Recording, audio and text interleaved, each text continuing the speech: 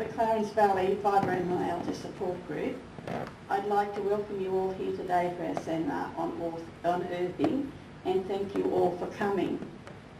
I'd like to welcome Dr. Richards, and I'm not sure that he's here yet. He's our guest speaker, and he has a practice in Iluka where he uses earthing as a form of healing. I'm sure you will all be interested in what he has to share with us, and I do know that some of Dr. Richards' patients are here today. I'd like to welcome Linda McNair and her husband Grant. Linda is from Barefoot Healing and is the wonderful lady who helped us to purchase the earthing products by giving us such a generous discount and free postage. She's going to show us the products that are available and how to use them. Listening to these two speakers will mean nothing and not a thing to you all unless you hear some of our experiences. How many of us have that expensive cream in our cupboard that was supposed to work wonders on our pain? The brand new vibrator to ease the pain on our feet, used only a few times and it cost a fortune and it didn't help. Before Easter, I had a call from a gentleman who lived in Iluka, and he told me about Dr. Richards, who was using earthing, getting great results for people with pain. I went to the library and borrowed the book Earthing, the most important health discovery ever, by Clinton Ober, Stephen T. Sinatra, MD, and Martin Zucker. I read the book and I found it interesting. I decided to take it to our meeting, where it was received with mixed reactions. John and I went to see Dr. Richards to see if I could use earthing, as I have a spinal cord stimulator inserted in my spine to help my pain. We left with 3 sets of armbands, the extra one for our grandson who was doing his HSC, and half a sheet for Debbie.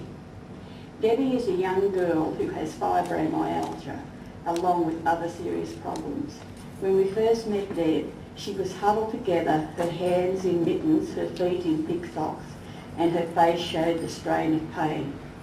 She told me that she was putting the earthly mat on her bed, and she thought how silly she was to get it. It most probably would just be another gimmick. That wouldn't work, and she was in so much pain. The next morning I got a text telling me it was the first time that she had slept all night in 5 years. When Debbie arrived at our next meeting, the difference was remarkable. She was not huddled up as she had been, her arms were open, and she looked so fresh in the face. She'd been sleeping on her earthing sheet for 3 weeks and sleeping all night pain-free. We had our armbands at the meeting to show everybody, and Janie asked if she might try them. She wore them through the meeting and then stood up and told everybody she was pain-free. Apparently Janie has suffered from irritable bowel syndrome and had a pain that never left her. She's now sleeping grounded, and apart from the little niggles, now and again she's pain-free. Janie has a set of armbands she generally shares with others to see if they can get results too. Maybe that is a question Linda might answer for us, why the armbands help some people and not others. Trish was so excited. After her first sleep in grounded, she wanted to tell everybody the difference it made to her. We met her in the coffee shop a couple of days later, and that excitement was still there. Trish has just had the strength of her blood pressure tablets halved. Ivy is finding that she has more energy, less pain, and she's able to take longer walks with her husband, and she can play bowls. Gay was having trouble sleeping. She needed something to give her that deep sleep, and earthing did it. Robin is trying armbands. She is sleeping well. Chrissy hasn't had her sheet for very long, and she tells me both her and her husband are sleeping well on it. Leah lives on a farm, so they are earthed naturally. Leah and her husband sleep soundly on an earthing sheet.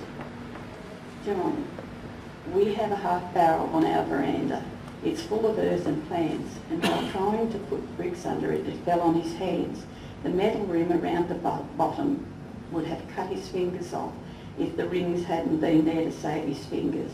You can imagine how badly they were cut. I dressed them, it was Saturday afternoon, and I dressed them again on Sunday morning. On Monday, he had no dressings on. It had healed. He had slept 2 nights with armbands on. Another lady in our group, Joy, has been diagnosed with Parkinson's disease. She also has restless legs and incontinence.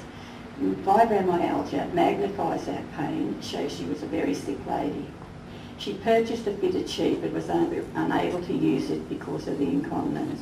She decided to take her dog for a walk each morning, and as she walked too, barefooted, in about 6 weeks the restless legs were gone and so was the incontinence. She is now sleeping grounded as well. The change in her is remarkable. Jean is not using earthing aid. She has a doctor to do it naturally and is sleeping well. Ray and his lovely wife in their 90s, and they have lived on the land and spent a lot of time being connected to it.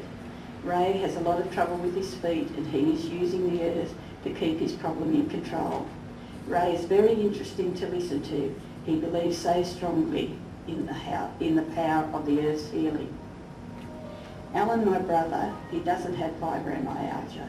He has suffered a long time with restless legs and he was taking medication that helped his condition, but it was always there. After sleeping grounded, his restless legs have gone and so is his medication. He also has trouble driving. He would get terrific pain in his legs. It was so bad that he even changed his car, thinking different seats might help. After using the earthing auto pad, he is getting no pain at all and he has travelled hundreds of miles since using it. No one thought to ask his wife what it was like for her sharing the grounding sheet.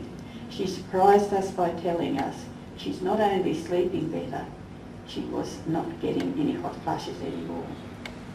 Everyone has a story to tell, but the only story I can tell is my own.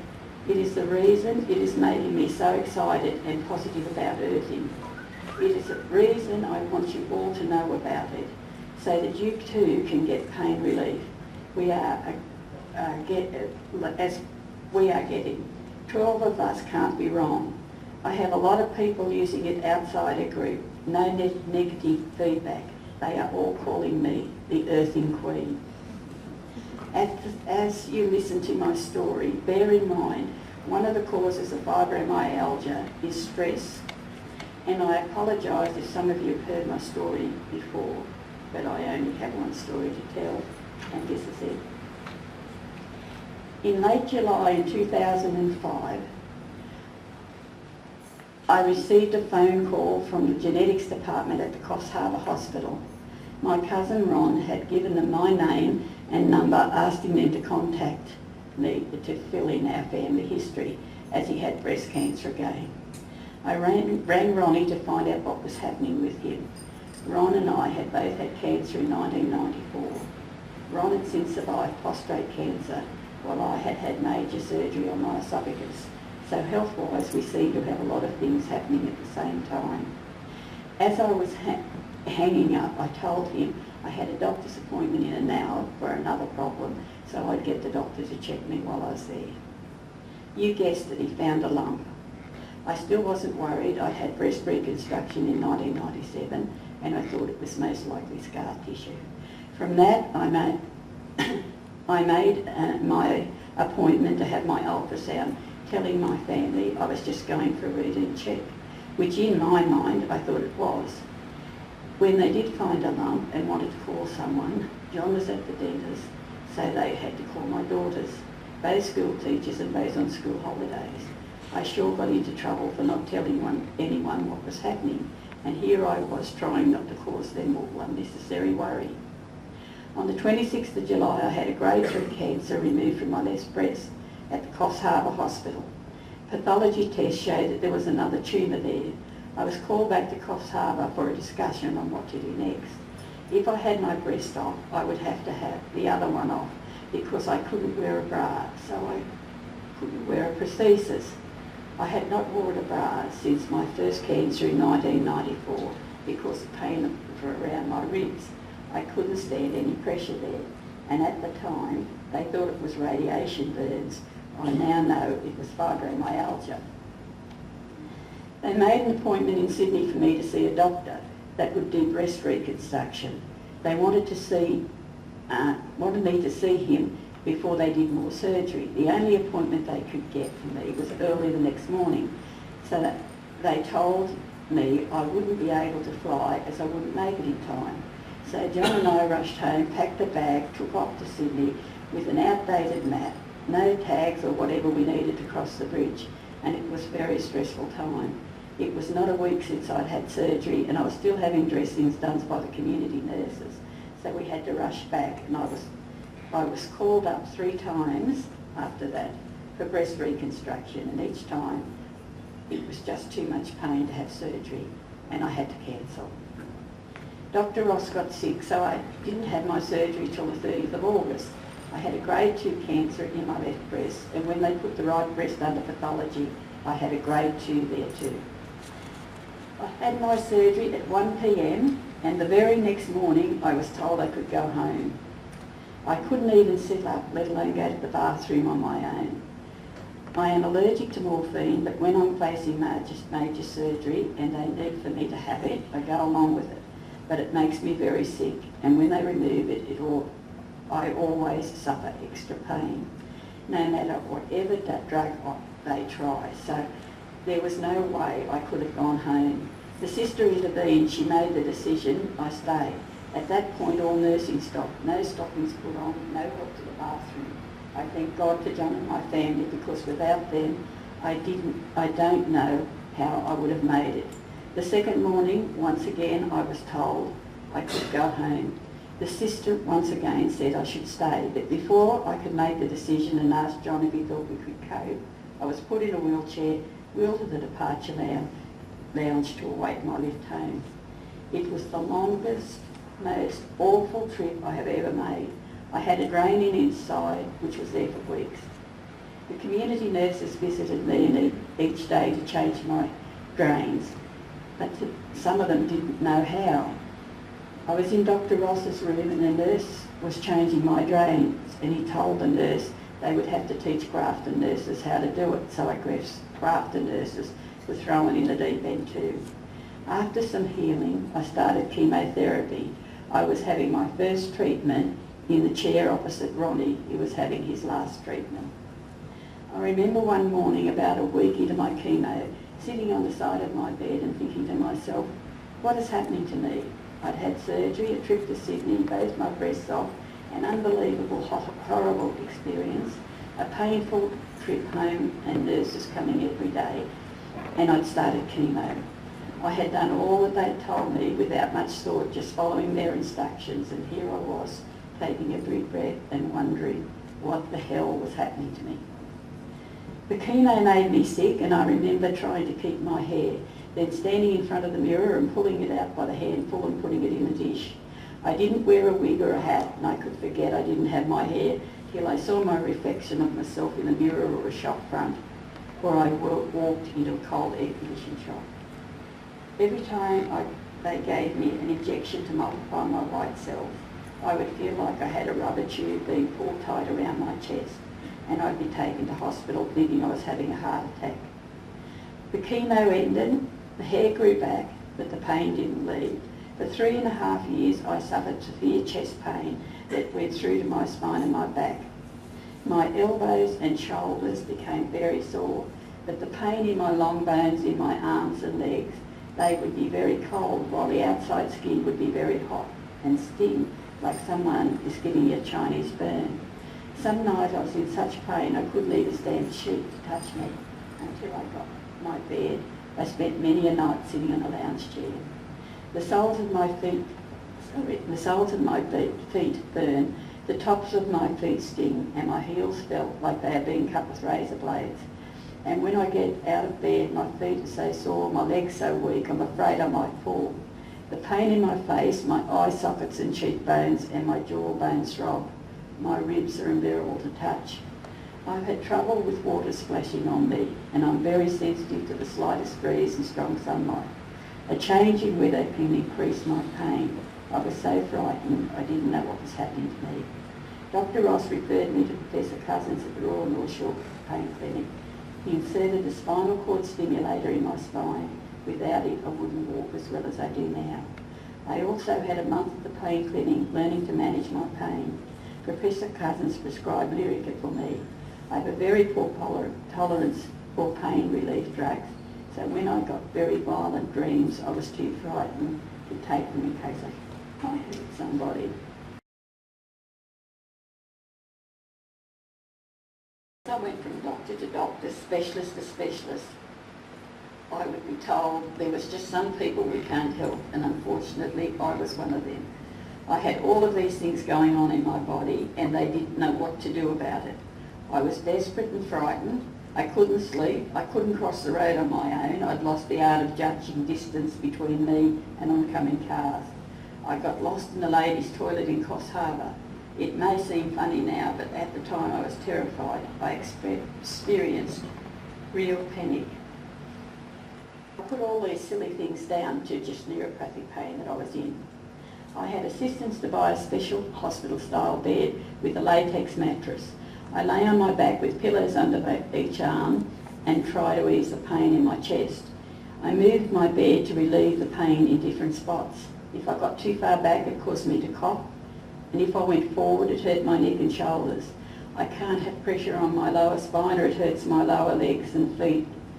And I moved my bed up and down all night. I also had a vibrator on my bed and it would go all night. I have sleep apnea, and because of the pain, it also in my face, I have trouble wearing the mask. I wear it because I know how tired it makes me feel the next day if I don't wear it. I wake up each morning nauseous from the pain. If I don't get out of bed as soon as I wake, I get cramps in my legs and I can't reach them to release them. One of the doctors decided to send me to see Dr. Bagger, not because I had arthritis, but to see if he could manage my pain. After pressing all the right spots, he told me I had fibromyalgia. I was so excited that it had a name. He said other people had it. I was not alone. I was beside myself. And he prescribed Lyrica, and under his supervision, I am leading a much more normal life. My pain level has gone from 9 to a 5 or 6, and there is never a day goes by without some level of neuropathic pain. Since I have been diagnosed with fibromyalgia, I realise I've had it since I was 8 years old.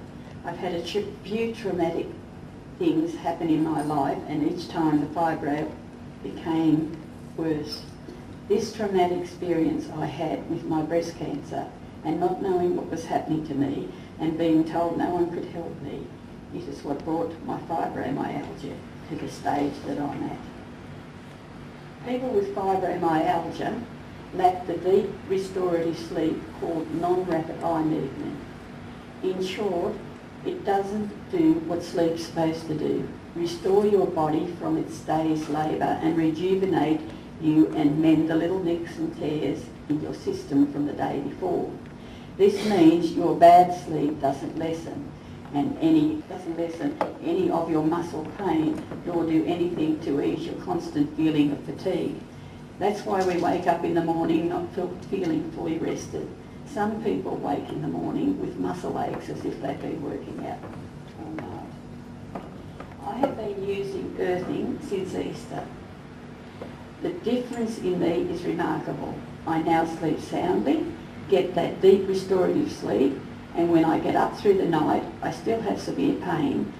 The difference is I mostly go straight back into a deep sleep, and if I don't, I don't lay there tossing and turning. I have a prayer list which I never seem to get through before I'm sound asleep.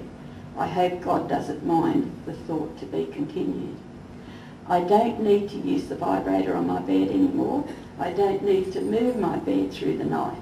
I haven't used my sleep apnea machine in a while, and I don't wake up nauseous from pain anymore. I'm not getting cramps in my legs each morning, and when I get under my earthing throw, I feel it drawing the pain out of my body. I am finding I am getting extreme pain as the weather changes for a storm. Dr. Bagger said it's because of atmospheric pressure. I earth myself and it relieves my pain. The earthing takes my pain away, but when I'm not earthed, the pain comes back. Because I am getting some relief from my pain, and getting that deep sleep. Now I find I can manage it. I am fresher, brighter, and I have so much energy through the day. I just feel so good, almost like my old self again, just with lots of pain. I have been able to cut down on my pain medication. Instead of 8 Panadol 4 today, I'm down to 2. And one night and morning, my lyric are down from 125 to 100 a night, and one night and morning. It is documented that if you get that deep restorative sleep, your pain is reduced by 30% the next day. I have been offered heavier drugs in the form of patches, but instead I'm wearing a pair of Linda's earthy shoes, and I am now earthed through the day, and I am earthed while I'm standing.